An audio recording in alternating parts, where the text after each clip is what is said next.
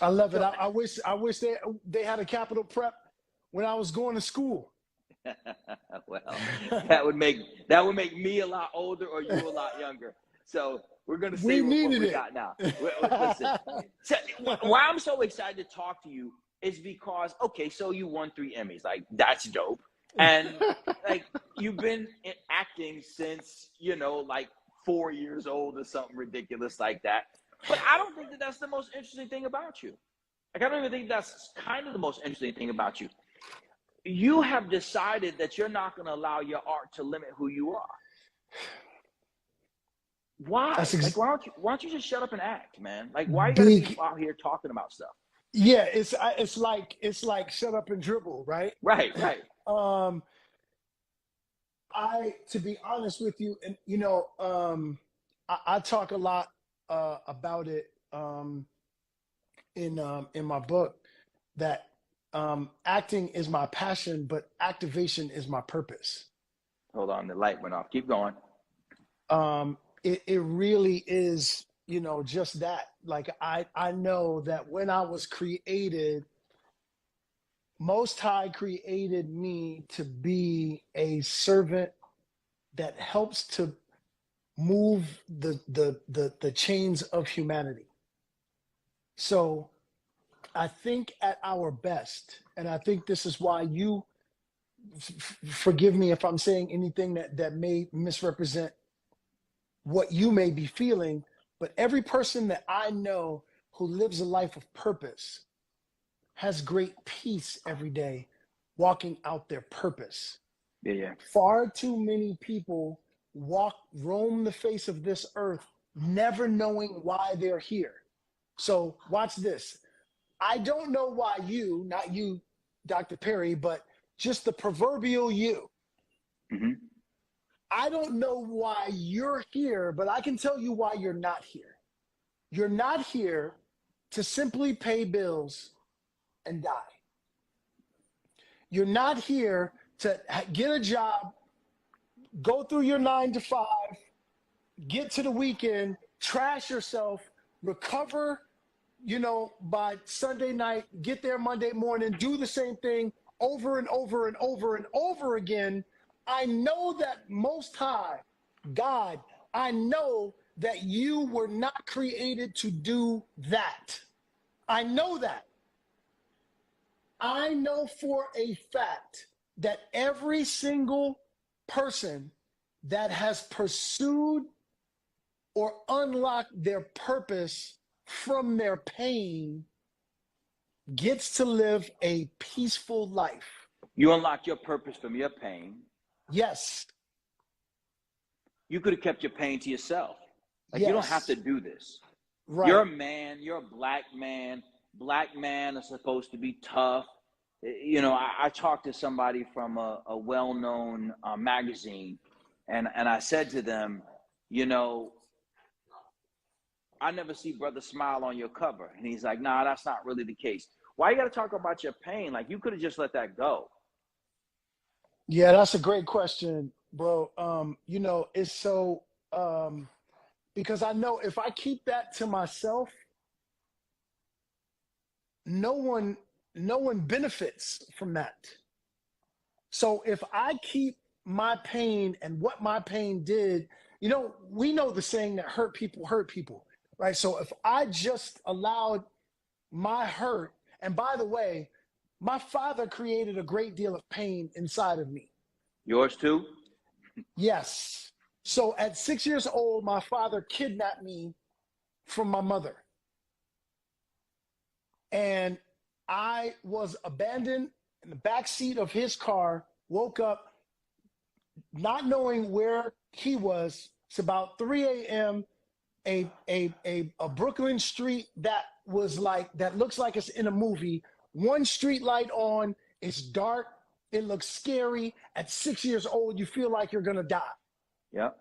And all I remembered was that I knew my address, I knew my phone number, and I had to figure out a way to get back to my mother. At 13 years old, my father taught me how to be a great cheater, because what he told me was one of the few times he ever picked me up. when my mother finally trusted, okay, he's trying to get his life together. I'm going to give him an opportunity to spend some time with his son. And we're in his car, and he says to me, I love your mother, and I would do anything for her. That's the only thing a child ever wants to hear from their parents, is that they love each other, right? But in the very next breath, my father looked out the driver's side window and cat calls out to a woman across the street. And in that moment, while he didn't say it, the messaging I got was, you can love one woman and lust after many. And that created this space of me being a cheater, because I'm saying to myself, well, if it's good enough for my father, it's good enough for me, right? So that really started my trajectory. And it wasn't until I was dating someone that I cheated on where I had to figure out where that came from. Because contrary to popular opinion, most of our sisters think that guys don't go through great pain when they cheat. Talk about that, because yeah. I think what you're saying is that there are many women who feel like because a man cheats, yes, because a man cheats, he doesn't love the woman that he's with or like the woman that he's with. That's right. But you're saying that both can be true. That absolutely. Or what are you saying? Let me put words in your mouth. Absolutely. What are you saying? Absolutely that. So a couple of things could be happening at the same time. And by the way, I counsel in this area. Either a male hasn't been given the information that is necessary for him to properly matriculate into manhood and be geared up for a healthy, loving, nurturing relationship, or he is, so I'm going to sort of reverse engineer this for a second. I'm kind of speak around the point, but get right back to it.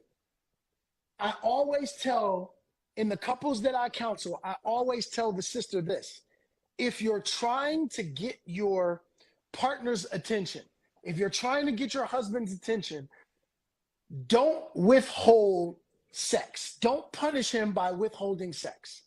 Here's why. You can effectively get your partner's attention, your man's attention, by not feeding him, by not doing his laundry, by not doing the things that you know is a representation of care from you. You will get his attention. But when he fulfills his needs that are necessary, that you're not giving him, he isn't violating the terms of your relationship when he does.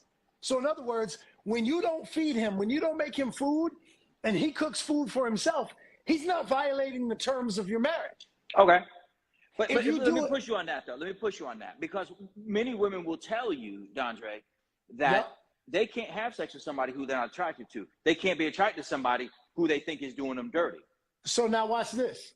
Okay. If you think your partner is doing you dirty, whatever that means, let's go to the ultimate. Let's say, I think you're doing me dirty, which is I think you're cheating. If you really think that, you shouldn't be in a relationship with this person. But if you are in a relationship with someone that you love, that is simply not performing in certain areas that you would like him to perform in, the way to get him to perform is not to withhold sex from him. Because what's going to happen... But is it a withholding, though? Is it a withholding? Yes. It's actually... Okay. It's actually a form of punishment. Okay. If our sisters were being real, and I know because I've talked to hundreds in the air when I counsel, never mind when I, as a speaker, when I go into these areas and I have dialogue with sisters in the room and I say by show of hands. So now that number goes into the thousands now. Sisters are using sex and withholding sex as a form of punishment. You're saying they consciously decide that Consciously decide. Look, and they still want to? Because is it withholding something if you don't want to do it? Now, here's the thing. It's withholding when you know that it is critical and essential for your relationship. Watch this. Okay. I had to tell my wife, and we just gonna keep it we just gonna keep it 1,000, bro. Otherwise, there ain't no interest in you and I having What's a conversation. Point? Right. What is the point? Why are we here? Okay. Right. I had to tell my wife, I said, babe, let me explain something to you. You are my helpmate. I am your helpmate. I am only interested in us being together if we are going to be each other's helpmate. If I want a roommate, it won't be you. Okay. It won't be you. Here's why. The reason why I say that is because in a roommate, you have somebody who, let's say me and you decide we room up. God forbid we lose our relationship. That would suck. That would be tragic. That would be unfortunate. I love you, but I don't want to be a roommate. I got you. Too, right? But if we didn't have our wives and we decided, yo, we gonna roommate up, you're not gonna trip if I just put my jacket on the back of this chair. You're not gonna trip if I watch 3 basketball games and a football game. You're not gonna trip over that because you're probably gonna be watching too, right? So we see eye to eye, level to level, as far as roommating is concerned. The reason why helpmate is different is because my wife has been designed to see things that I can't see. Well, okay, well, let me just say that. Say here, because if I understand what I think you're trying to say, or what you're saying, if I think I understand what you're saying, it is that if you don't want your man to cheat, have sex with him. It would behoove your relationship. Now, but let's just say wait. Let me put a pin in that, because I can hear all the sisters right now losing their minds. This are you, brother. Because what they're saying is, Brother Dondre, are you saying that now he gets a pass for cheating because I didn't give him sex? That's not what I said at all. What I'm saying to you is this. I want you to look at this like a meal. A man needs certain things in order for him to get along in a relationship, just as a woman needs certain things to get along in a relationship. If I said to you, Steve, I said, after you ate, after about 5 hours and you were hungry, I said, hey, Steve, go in that garbage can. I just put some food in there. Grab you a plate. Make you a plate from out of that garbage can. You'd go, what? I'm not making no plate out of that garbage can, man. You crazy? Okay. You wait a day. You wait 2 days. 3 days. You don't get to eat. You will begin looking at that garbage can differently than you looked at it after not eating for just 3 hours, because now it's been 3 days. But still, you're like, I get you, but in a more practical sense, people decide to cheat. But see, that's the people practicality. decide to cheat. But listen, people decide to cheat because they want to, and people want to for different reasons. Listen, and some of them are doing it even though the woman that they're with is, let's say, sexually active with them. They don't want to, simply because a person wants to be with someone different than the person that they're with. It doesn't necessarily mean that the person that they're with has fallen short on what it is that they're being asked to provide. We're not talking about all cases. That would be like saying that all black people love hip hop, or all white people are racist, all Jewish people have long curls, or That is absolutely nothing. We can't say anything. We're not talking about that. What we are talking about right now is that I've said this to my wife, I'm like, look, babe, my responsibility is to keep me out the street. What I want you to do is to make it easy for me to not be in the street at all. But can she do that though? Is that hers to do? Did you just hear what I said? Yes, it is. Really? Absolutely. So look, if watch your this. wife, Okay, if you wait, cheat, wait. it's a failing on your wife's behalf? That's not what I said. Okay. And I'm glad we're having this conversation. Okay. What I'm saying to you is that as my partner, I'm going to set you up for success. If your wife doesn't have sex with you, look, I'm in a heterosexual relationship.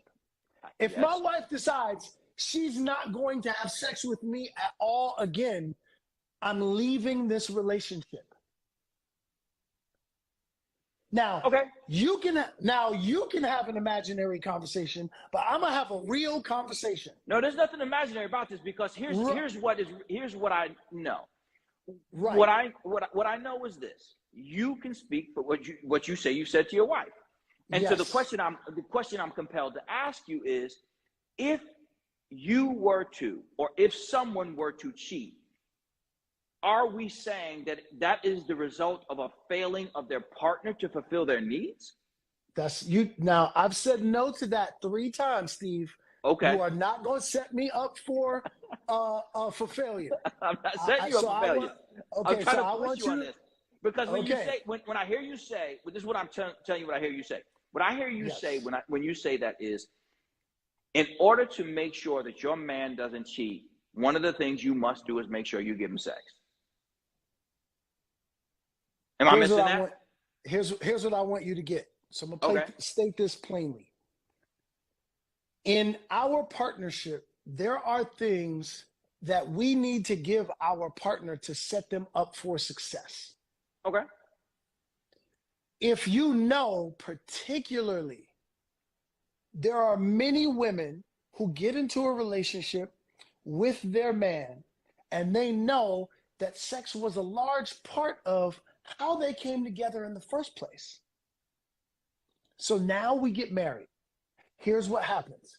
We stop dating. Here's where guys, most of the time, we as guys, we fail. We stop dating our wives. We begin treating our wives like inanimate objects, like a vase or a lamp that's just going to be there and never capable of movement.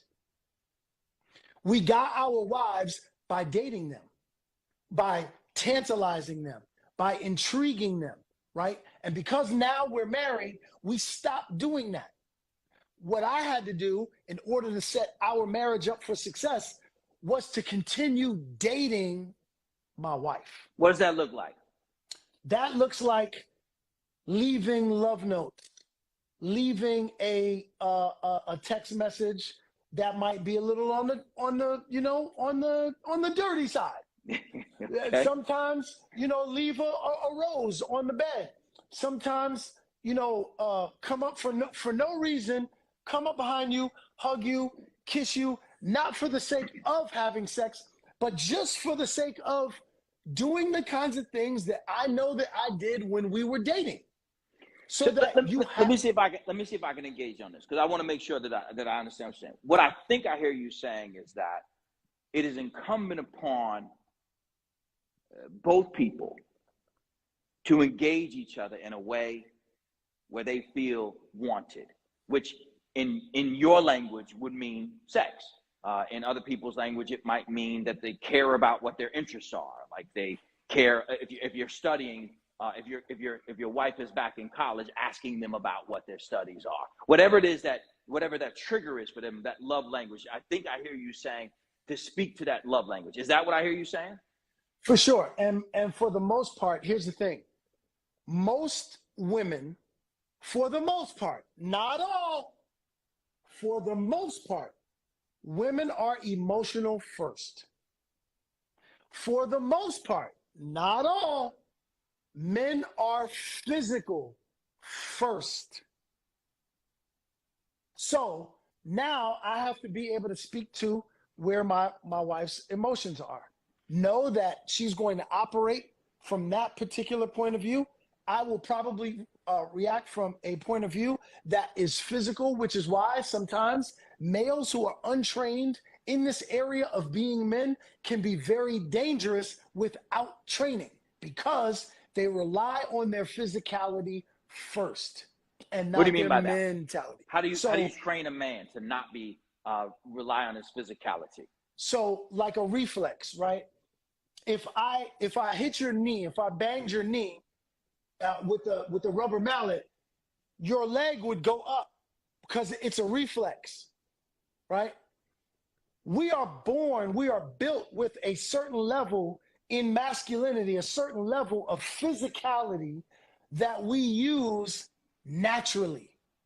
Before we were in a quote unquote civilized society, if we weren't in these, if you weren't wearing a bow tie, if we weren't in a civilized society at a specific age, you would be taken out and you would be taught how to hunt. It is innate. If you look at my son is 13 years old. I've coached his baseball teams, basketball teams. Every single boy mom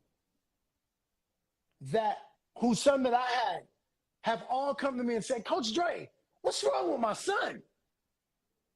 What's wrong with him? I go, nothing. He's a boy. Because he just does things that I don't understand. I'm like, precisely, because you have been geared to do something entirely different. This is why in my book, I talk about this very specifically. It was, I think, one of those points where people, it kind of struck a nerve, particularly in our community first, when I made this statement. And I said, most of our women are going to struggle in raising their boy by themselves because you can't teach a boy how to be something you are not. So you Okay. need to be in partnership. Now watch this. I can hear sisters right now losing their mind right now as we speak. What you mean? I don't talk. His father can't teach him how to. I got to teach him how to be a man. Ma'am. I got an 18-year-old daughter. I am an extremely evolved man, very well read. I understand how to do this. Here's what I want you to get. I can't teach my daughter how to be a woman. You know why? Because I'm not one. I can't teach her how to be something I am not. Just like you can't teach me how to be a pilot just because you've been on a plane before. Just because you're passionate about flying. It doesn't make you capable of teaching me how to be a pilot because you are not a pilot. So what do we say then? So there, let's stay there. So I'm here in Harlem. I'm at our school here in Harlem where the majority of my children are being raised by women, black women in particular. Yes. What am I supposed to say to them when they are in fact charged with raising a boy to be a man? What do I say? You say, like Chuck? Nope. You say, here I am. And you straighten up your bow tie. And you say, I want you to bring Jackson, Daryl, Donald, Timothy, Anthony. I want you to bring them to me because I am going to be the model that he mirrors. Because he's going to mirror something. Now watch this. Every time I have coached my son's teams, baseball, basketball, and the like, I can always tell when they don't have a man in their life that they can mirror. What does that And mean? here's how. Watch it. Because you said, if Yes. I remember, was your father in a positive role in your life? Now, I just told you he kidnapped me at 6 years old. Well, brother, he came back, and you said he was you at 13, 13. he teaches me how to cheat. That was in a day, but did he do now, anything else? Now watch this. At 13, that same year, later on that same year, he went to prison for manslaughter. Well, that'll slow it down teaching, yeah, quite a bit. Okay, so now he gets locked up for 13 years. I don't see him again until I'm 26. Now watch this. The reason why my father couldn't teach me was, guess why? Because he was never taught. You can't teach somebody how to be something you haven't been taught to be yourself. But so then that would mean that no one could ever teach anyone to dream beyond their circumstances if they could not do it. That's what Kanye is saying. Kanye essentially said, if we got to inject him into a conversation for a moment, one of the things that he said, very simply was, I'm not listening to people older than me, and I'm not listening to people who don't have as much money as I do. How'd that work out? That brother right there, I pray for that brother. Let me tell you something. Everybody's throwing darts at Kanye, and I completely get it, because what he said about brother George Floyd, what he did with the White Lives Matter, what he said with Tucker Carlson, the statements, his actions have been, in my humble opinion, anti-black. I don't rock with nobody anti-black. I don't care if you're a black person and you spit anti-black, I'm cool on you. If you white and you anti-black, I'm cool on you. Anybody anti-black is anti-me, I'm cool on you. Kanye has been representing himself to be, in my humble opinion, anti-black. I'm cool on that. Right, and I'm there too. And we'll come back here in a second. Wait. Okay, let me give you this. Okay. His project, Donda, with all due respect to his mother. Have you ever heard Kanye talk about his father? No. Exactly. Because guess what? What's the exactly? I missed it. Watch this. I'm gonna give it to you. Come on, bro. You know I can. Come on. I'm waiting on it. I'm waiting. You know I got it. I'm dressed and ready for it. Go ahead. Give me it. The reason why, or not the reason, one of the biggest reasons why Kanye is how Kanye is because he has been missing a father figure his entire life. That's really what it is. You don't think that he's just batshit? Like, you just don't think that, like, some things are just ordinarily dumb. Let me explain something to you. I love my son to death. He's 13 years old. If my son was out here acting a complete and utter idiot, I would go and snatch my son up and sit him down and slow him down. But here's the thing, because this is something that's about accountability. I got you. And Kanye doesn't have that. I got you. But here's the thing. I know and work with, and you know, too many people who bust their asses to be fantastic parents. They do everything that they can imagine in their life. Yep. There are people who are doctors and lawyers. There are people who are trash collectors and trash makers. There are people who hustle and they don't hustle. But whatever they do for a living, what they do in their life as a parent, they do everything they can, father, mother, and still a child has providence. You know, if we think about it this way, if you think of from the Christian faith, where there was God, and then there was Adam, and then there was Eve. God himself gave folks the opportunity. I'm sorry, I'm in this classroom. Y'all forgive me. It's got the automatic light. Yeah. I'm in. Yeah, so when you sit still, it goes off. I got you. That's right. It's used to having an entire classroom full of children, folks. That's where I am. If y'all are just joining me, us, this is my man Dondre. You know him. I'm Dr. Steve Perry, and we are at Capital Prep here in Harlem. And I am in one of our classrooms, and the lights go on and off. Casil, if you're still in the building, come upstairs and move around. That'd be helpful. Anyway, I digress. So you and I both know. And yes, we're gonna get into Queen Sugar. We got. This is what Dondre. This is what our conversations like on the phone. So just be clear. Like, we just getting started. This thing ain't, y'all better call some friends. Like when you used to watch black people and black people be on TV, like black people on TV, you call everybody. Y'all need to call them because it's only going further from here. We just getting warmed up. But you know people who, and I know people who've done everything that we would reasonably expect them to do. They've been the man in the family. They've done the things that they need to do, and still their child is cracked out. Still the circumstances of what they are. Just like in the circumstance where, again, as I started to say, in the Christian faith, if you believe in God as it is in the Christian faith, you believe that there's such a thing as providence, that a person gets to make their own decisions. And so when he got to make his own decision, God said, look, I'm going to let you do anything you want to do. Anything you want to do, but just this apple thing, just ixnay on the apple say. And there it was, right? So here's the point. The point is that it's a challenge that we can oversimplify the parenting process, or in some cases complicate it by saying that a woman can't do something that she's charged to do. Right now, right here, I just let out 400 kids, most of whom don't have a mother and father who bore them living in the same house. What do we do? This is exactly what I'm talking about. Okay. My mother taught me how to be a phenomenal human being. She taught me how to be responsible. She taught me how to care for myself.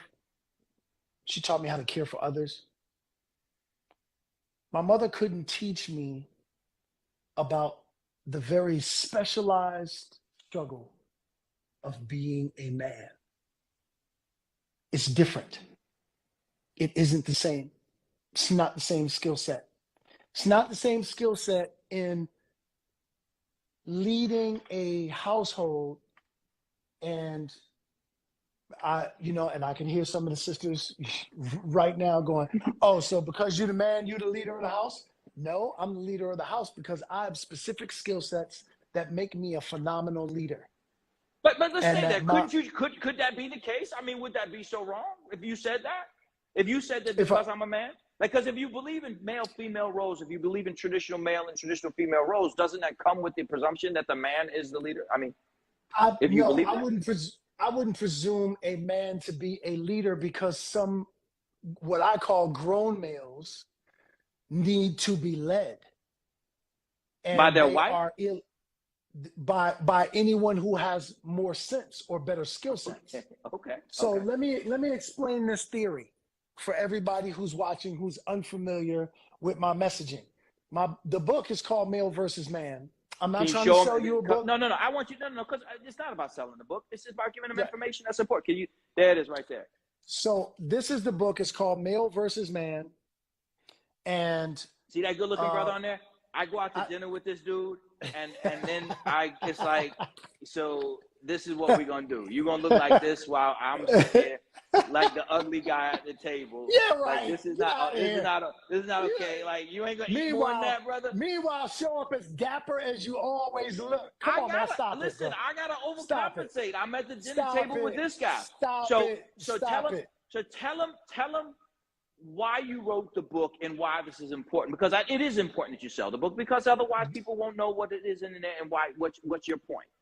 Well, what's important for me is in getting, I'm not selling the book as much as I'm selling the messaging. So I'm hoping that people, as they hear this, that will intrigue them to go, I need to go deeper and I need to get this book so I can go deeper into this messaging. People say male versus man. Isn't that the same thing? Absolutely not. Male is someone who looks to be served, while man is someone who looks to be of service. Males look to be served while men look to be of service. There's a gigantic difference between them. Male speaks to my anatomy. Man speaks to my assignment. As a man, I am a leader and a servant. I am a servant leader. So my job is to lead my wife, lead my children, and continuously grow myself every single day so that I am more capable of being the best leader possible. Now, with that being said, my leadership skill sets allow for my wife to trust that she can submit to my leadership. You said that How, word. You said that absolutely. word. You want this. You want this. Submit. So woo. Yes. Now watch this, brother. Wait. Listen. I do this, bro. Okay. And all right. Let me sit back.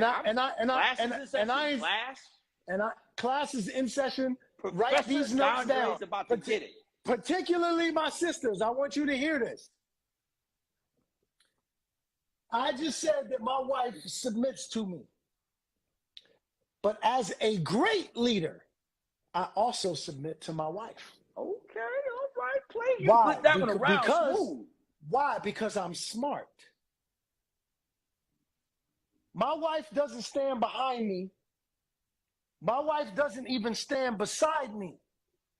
My wife, we are back to back. If I'm facing north, that means now my wife is facing south. We both see east and west. As a helpmate, our job is to be able to see, and I was talking about this earlier when I said helpmate versus roommate. Your helpmate has been sent to you because they see what you can't see. That's what makes them a help in the first place. You feel me?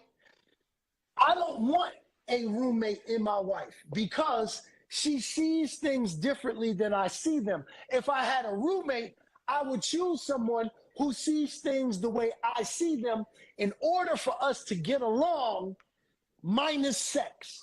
Why do we have to? Why do we have to? Why do you think people react so negatively when you say, as a man, yep, you lead your house, yep, and your wife submits to you? Why is that such a bad thing in 2022?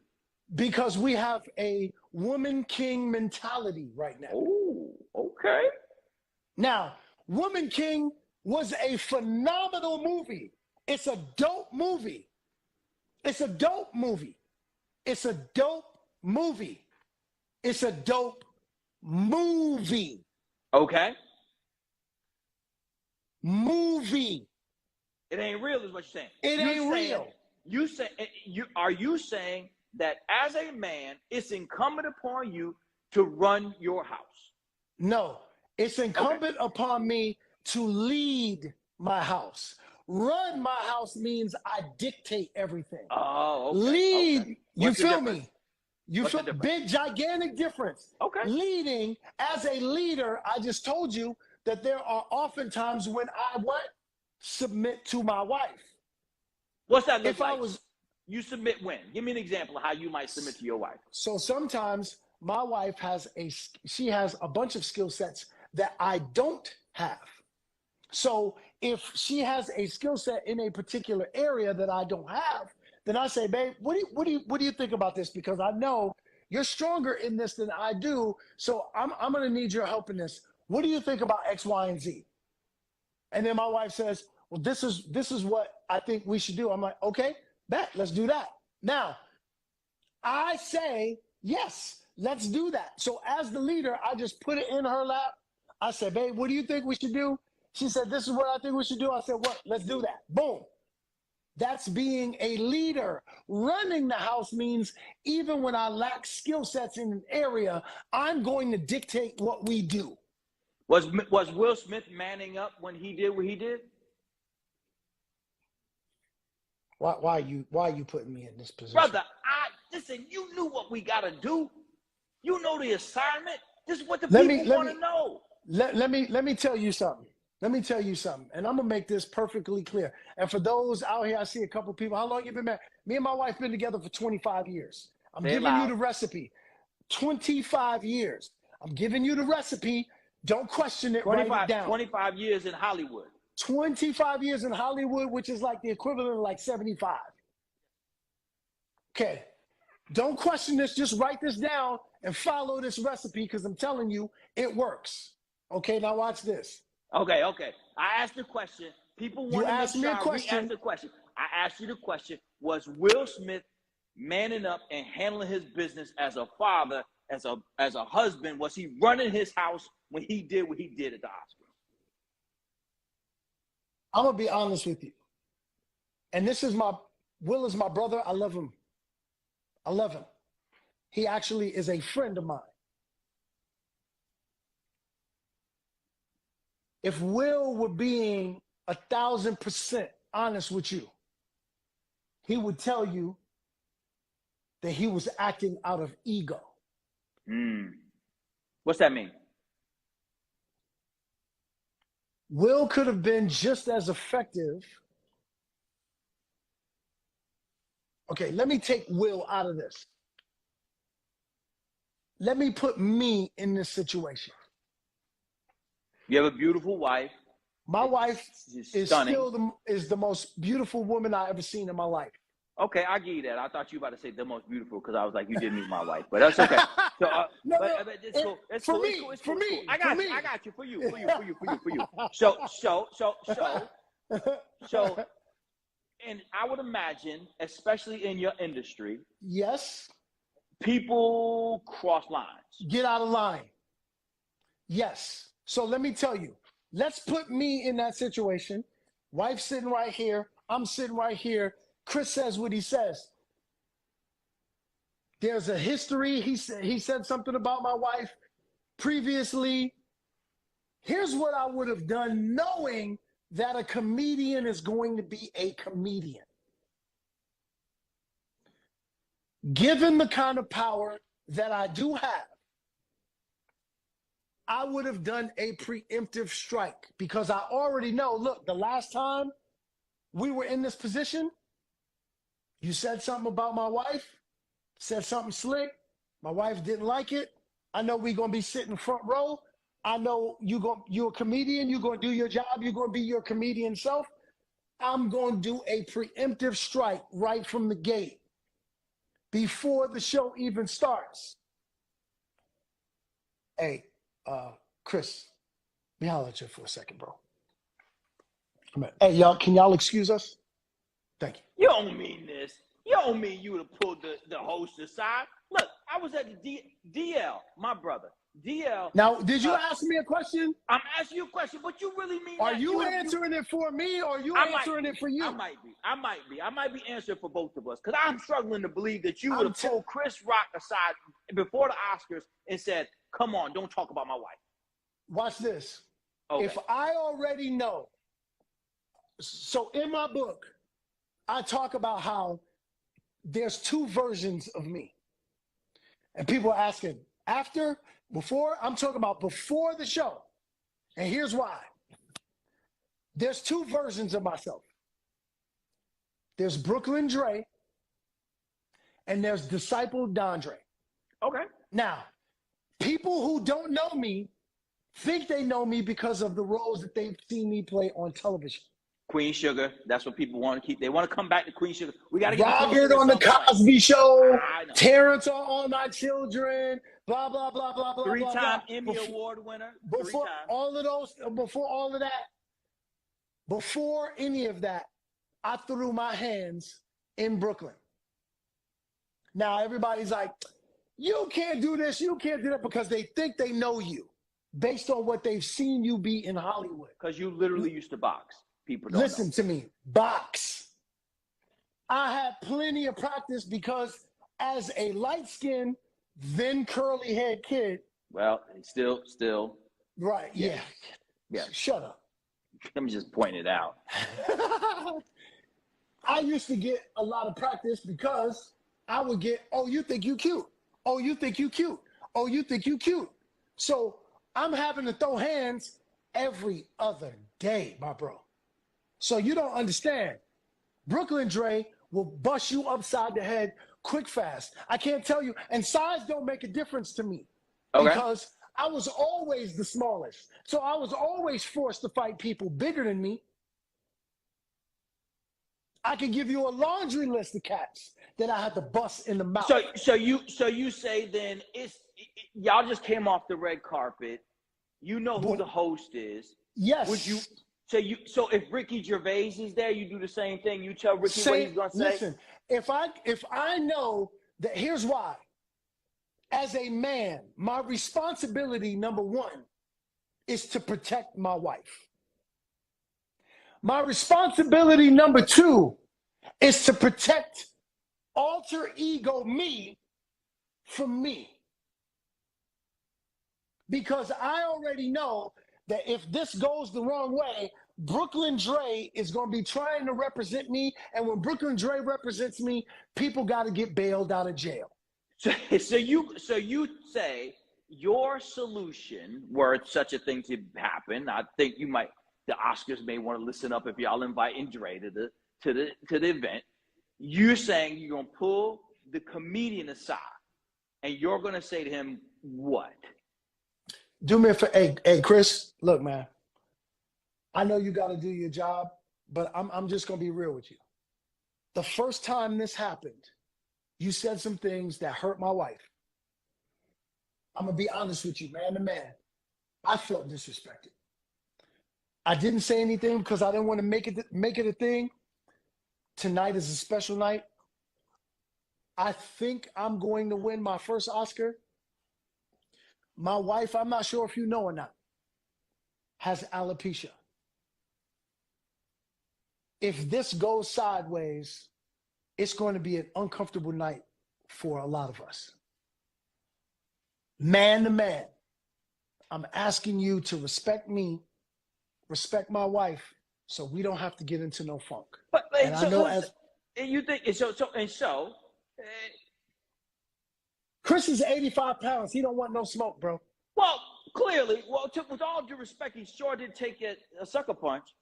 Hey, look, he's from Brooklyn. Okay, so I mean, he ain't no bitch because for whatever happened, Will Smith is 6'2" and whatever, and he was a straight sucker punch, and didn't press charges like a real G. So I'm saying all that's to say, so my wife and I go to see DL. DL's in Connecticut where we are. Yes. DL. I'm sitting in the front row. DL says something. He asks me, he's like, hey, doc, whatever. And then he sees my wife. He asks her a question. She gets nervous. She answers the wrong thing. He said, he's DL Hughley. It's about to happen. Yeah. But you're not. Show. Yeah, but this is different, Steve, because that situation is not going to go around the face of the earth. This is not the Oscars where everybody's going to see it. Your wife doesn't have alopecia. DL didn't disrespect her prior to this. You didn't feel disrespected by what he did the previous time. You're comparing apples to oranges, bro. It's a bad example. Well, I don't know if it's a bad example because it's all relative. It's a bad example. It's all relative because accurate. I don't live in an international space. Will Smith does. Thus is paid accordingly. I don't live in an international space, so I don't go to the Oscars. He does. That's the thing that I don't live in an international space. I don't benefit from the fact that my face is on the cover of many a magazine, has been on everything, and I've been treated accordingly. So, no, I don't live in that space. But in my space, this is my whole world. And my wife is as important to me as anyone else. And so just because I'm not on the Oscars doesn't mean I'm set up to let her be sucker punched by anybody. Absolutely not. That being said, for me, I look at it and I say, anyone could make a judgment about what they would do, me included. I'm not saying I would or wouldn't do what he did. But what I'm trying to do is I'm questioning what you're saying, as in what you think might have been your responsibility. Because it stemmed from the question of this. The question is this: was Will Smith being a man, manning up for his house when he did that? When he did what? When he slapped. When he slapped. No, he was being, now, in my humble opinion, and I'm taking Will out of this. Fair, because it's your man, and I really respect that. That's my guy. And let me just pause so that I can put this. We're not having an esoteric conversation. Dondre and Will are friends and have been friends for a long time. So out of respect for your relationship with him, I can pull that back because I love you and respect what you do and your friendships that much. But in the event that a man were to take that stance, is he being a man? No, he's being a male. No, he's being a male and he's being a punk. Okay, that's fair. He's being a male and he's being a punk. Because let me tell you what would have happened, Steve. That just so everybody knows how real I am and how real this conversation is. If that had happened to me, and I don't give a damn who it was, Will Smith, Mike Tyson, Jesus Christ. If you slap me, here's the only thing that could have happened. I remain professional. We finish the show. You come backstage, and I say, my bro, we need to talk. I'm giving you two options, but you can only leave choosing one. Number one, you're either going to jail because I'm pressing charges, or two, I turn on my phone, we go Instagram Live, Facebook Live, TikTok Live, everything live, all the way live. You turn on your phone, you do the exact same thing. Everybody in here turn on their phone. We go all the way live. And I'm going to slap the piss and taste out your mouth. Because here's what's, here's what's going to happen. Because your slap, to me, now lives in infamy. This lives forever. So now my slap lives forever because I am a man. When you disrespect a man, there are consequences that come with that. Now watch this. What I wish my brother had done, if he didn't do what I would have done in doing a preemptive strike and having a conversation with my brother. Why would I have a conversation with somebody in order to avoid something that I think could possibly be happening or could happen? But can you talk to? But let's just say, because bro, he's Will Smith. He can do whatever the freak he wants to do. Okay, he walked up on stage on national television to slap a man. So you trying to tell me he don't have power to go backstage to have a conversation with the host before? But what about it? I mean, you know, we all have seen the Oscars, and as I mentioned, absolutely know what could have happened because you got to know. Look, a part of being a man is. He paid a heavy price. Let's be honest. Let's just marry him to Kanye on this one. All choice ain't free. And when Let me one tell you makes something. a choice, they have to live with the repercussions. This is why I wrote Male versus Man. Let's get in there. Because brothers need to understand what happens when you don't act like a man, when you don't perform like a man. When you perform like a male, consequences come with that. Stay on that. Babies come with that. Jail time comes with that. Loss of life, pension, funds, all of those things come with performing as a male. When you perform like a man, you don't have to worry. See, if I do a preemptive strike and I have a conversation with my brother because I already know Chris Rock. I already know Chris Rock gonna be Chris Rock. But if I sit there and I plead to him man to man and say, hey, man, this is a special night for all those involved. Let's have a dope night. He got plenty of other material. Okay? The G.I. Jane joke is now going to be a drop in the bucket for him to do his job in hosting the Oscars. It was funny, though. He laughed. Okay? Right? It was funny. Even Will laughed. But Will now watch laugh. this. The shit was funny. It was funny. If Will, I mean, it was a good joke. Listen, when you look at how she looks now, and you look at Demi Moore playing G.I. Jane, it looks very similar. Of course, that's funny. But when you're in a house and you've heard your wife say, "You don't protect me. You don't protect me," it ain't funny no more. Okay. So now watch this. Here's what I want you to get. What I wish my brother would have done.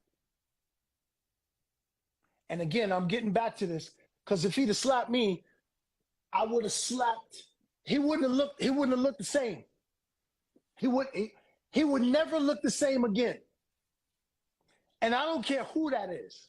And if I can't beat you with my hands, and you're gonna have to be somebody with some kind of belt, with years of training, for me not to handle you with my hands. If I feel like I can't handle you with my hands, a chair is coming. Okay. You So won't it would have got more complicated. Let's leave it there. Oh, it would have got. Let's just say it would have got more complicated. This is what I would wish my brother would have done. I wish he would have done it from his seat, because that would have handled the situation. Because again, Chris is 85 pounds. He don't want no smoke. Well, He did say after all of that, keep my wife's name out your effing mouth. He could have done that from his chair, minus the slap, and that would have put an end to it. Let's just use tent posts as it is. I don't ever comment on Kanye West or Will Smith. I've never commented publicly on either one of them, because in my real life, this is what I really do. I really am in one of our classrooms. It really is almost 7 o'clock, and your folks are like, you told them it was only an hour, and y'all knew y'all wouldn't go too long. So I'm almost done.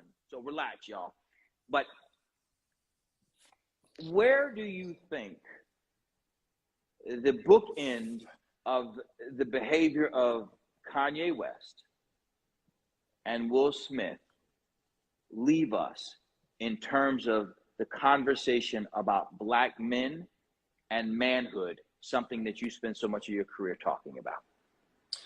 Well, let me just say this. So I see a couple of sisters, why y'all bringing this back up? It already happened. Why y'all bringing this back up? Ma'am, one of the ways that people level up, you don't always have to be the one to go through something in order to learn from something. We are not talking about this gossiping. We're talking about this in terms of talking about how we better perform as men, if you don't mind. The biggest way that I level up as a man every single day is I do what most athletes have to do, which is look at a film session.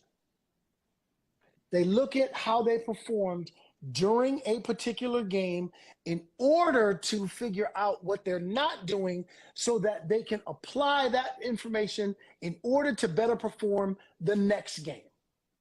So us talking about this situation is learning how to better perform as men in order to avoid putting ourselves in that position. Nobody is gossiping, ma'am. So what I want you to get as our sister is sit here and be supportive of two brothers talking out how we better perform as men, if you don't mind. And I say,